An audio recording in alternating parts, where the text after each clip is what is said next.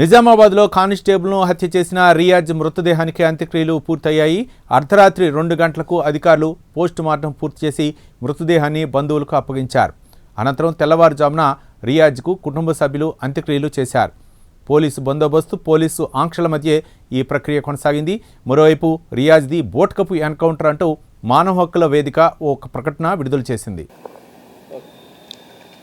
Rowdy sheeter అంత్యక్రియలు ఈరోజు ఉదయము ముగిశాయి. అయితే అర్ధరాత్రి వరకు కూడా అతని మృతదేహానికి పోస్ట్ మార్టం నిర్వహించారు అధికారులు. అయితే ఉదయం ప్రభుత్వ ఆసుపత్రిలో ఏదైతే టిఫిన్ చేసే సమయంలోనే ఈ యొక్క కానిస్టేబుల్ వద్ద ఉన్నటువంటి వెపన్ను లాక్కునే ప్రయత్నం చేశారు. ట్రిగ్గర్ నొక్కే ప్రయత్నం చేయడంతోనే ఆత్మరక్షణ కోసం ఏఆర్ఎస్ఐ కాల్పులు జరిపారని చెప్పేసి సిపి చైతన్య చెప్పిన పరిస్థితి. అయితే ప్రభుత్వ ఆసుపత్రిలోని 4వ అంతస్తులో ఉన్నటువంటి అండర్ ట్రయల్ ఖైదీలకు సంబంధించినటువంటి స్పెషల్ వార్డు ఉంటుంది. అదే వార్డులో రియాజ్కు అంటే మొన్న నైట్ సాయంత్రం తీసుకొచ్చి ఇక్కడ ఆసుపత్రిలో చికిత్స చేస్తున్నటువంటి క్రమంలో ఈరోజు అంటే నిన్న ఉదయము అతన్ని టిఫిన్ చేసిన తర్వాత అతన్ని కోర్టుకు తరలిస్తామని చెప్పేసి అనుకున్న సమయంలోనే అక్కడికి ఇన్స్పెక్షన్కి వచ్చినటువంటి ఏఆర్ఎస్ఐకి ఆ యొక్క గది నుంచి శబ్దాలు వినబడాయని చెప్పేసి సిపి చైతన్య చెప్తున్న పరిస్థితి. అయితే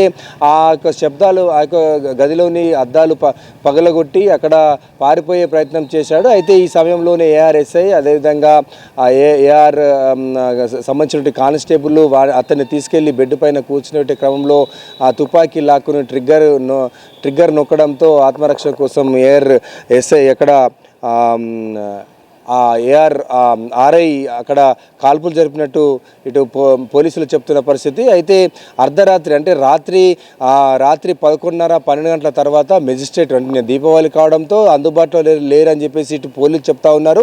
అయితే ఆద్యాంతము ఉదయం నుంచి రాత్రి వరకు కూడా ఇటు మీడియాని కానీ ఎవరిని కూడా ఇటు పోలీసులు అనుమతించలేదు. మొత్తము ప్రభుత్వ ఆసుపత్రి పూర్తిగా కూడా పోలీసు వలయంలోనే ఉందని చెప్పవచ్చు. అయితే ఈ యొక్క సమయంలో ఈ యొక్క పర్యవేక్షణ కూడా ఐజీ చంద్రశేఖర్ రెడ్డి వచ్చాడు. అదేవిధంగా ఇటు కరీంనగర్ నుంచి సిపి, అదేవిధంగా కాబరి నుంచి ఎస్పీ కూడా వచ్చి ఇక్కడ పూర్తిగా సమీక్ష నిర్వహించిన పరిస్థితి, మృతదేహాన్ని చూసిన పరిస్థితి.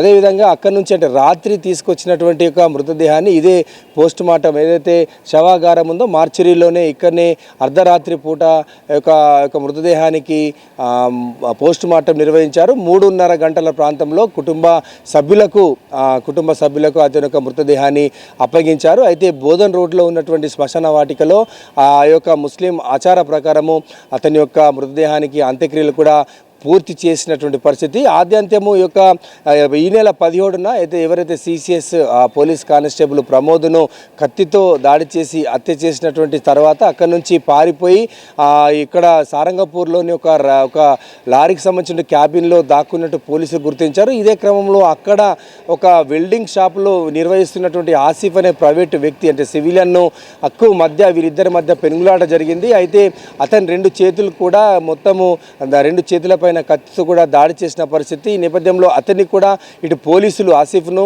అదేవిధంగా ఇటు రియాజ్ను కూడా ఆసుపత్రికి తరలించారు. ఆసిఫ్ ప్రస్తుతము హైదరాబాద్లోని మల్లారెడ్డి ప్రైవేట్ ఆసుపత్రిలో ప్రస్తుతం అయితే చికిత్స పొందుతున్నటువంటి పరిస్థితి ఉంది. అయితే రియాజ్ని ఇక్కడికి తీసుకొచ్చి ఆసుపత్రిలో చికిత్స కోసం తీసుకొచ్చిన పరిస్థితి. అయితే ఉదయం ఈ విధంగా బయటికి వెళ్తారన్న విషయంలోనే ఈ యొక్క అతను అద్దాలు పగలగొట్టడము, అదేవిధంగా ఎవరైతే ఆర్ఐ ఉన్నాడో ఇక్కడ ఆర్ఐ ఇన్స్పెక్షన్కి వచ్చినటువంటి సమయంలోనే ఆ యొక్క అద్దాలు పగలగొట్టి అదేవిధంగా తుపాకీ లాక్కొని ట్రిగ్గర్ నొక్కే ప్రయత్నం చేయడంతోనే ఆత్మరక్షణ కోసం కాల్పులు జరిపారని చెప్పేసి తెలుస్తున్న పరిస్థితి. అయితే మొత్తం కూడా అక్కడి నుంచి ఆద్యంతము అంటే ఉదయం నుంచి రాత్రి వరకు కూడా పోలీసులు అయితే ఎవరు కూడా వారిని అనుమతించలేదు. అయితే ఎవరిని కూడా అనుమతించిన పరిస్థితి మనకు నెలకొని ఉంది.